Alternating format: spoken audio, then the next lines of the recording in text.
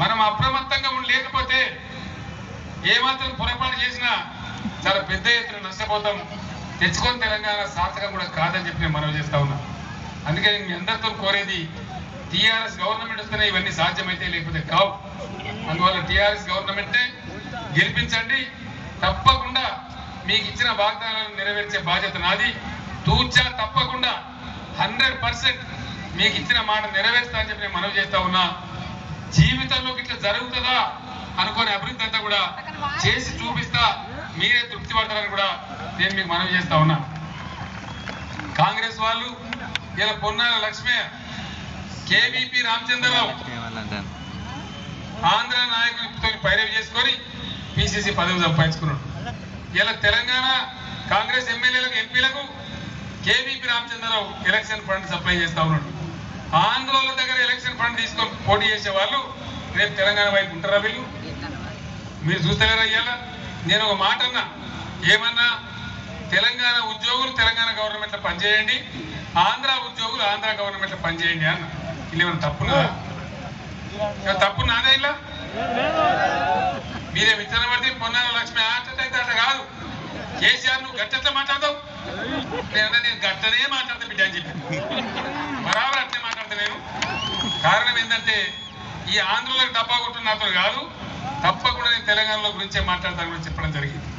ఇట్లా వీళ్ళు అనేక విషయాలలో మనల్ని ఫెయిల్ చేస్తారు, ఎటు కాకుండా చేస్తారు, ముక్కు మీద గుద్ది పంపిణీలు కూడా చేసుకోరు. కాబట్టి ప్రమాదంలో ఉన్నాం.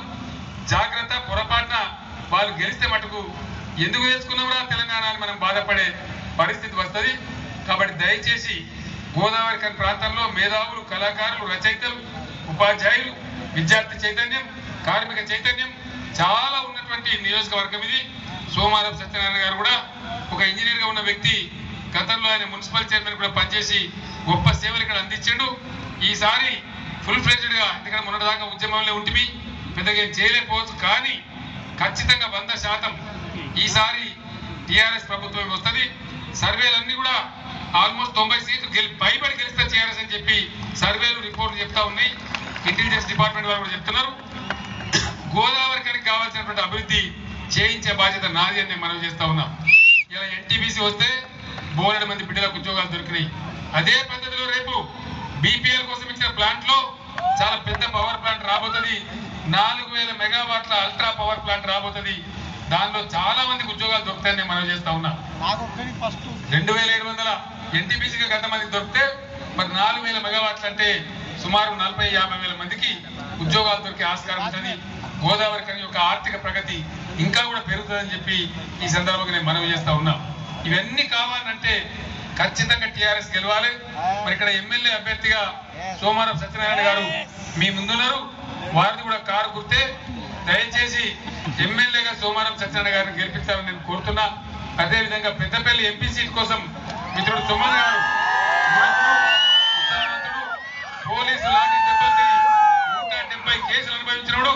ఇటువంటి పార్లమెంట్ పోతేనే బల్ల గుద్ది అక్కడ బాధ వాదిస్తాడు. కాబట్టి బాలక సుమన్నే పెద్దపల్లి ఎంపీగా గెలిపించి పంపించాలని మీ అందరినీ కూడా కోరుతూ మీ మీద సెలవు తీసుకుంటా ఉన్నా.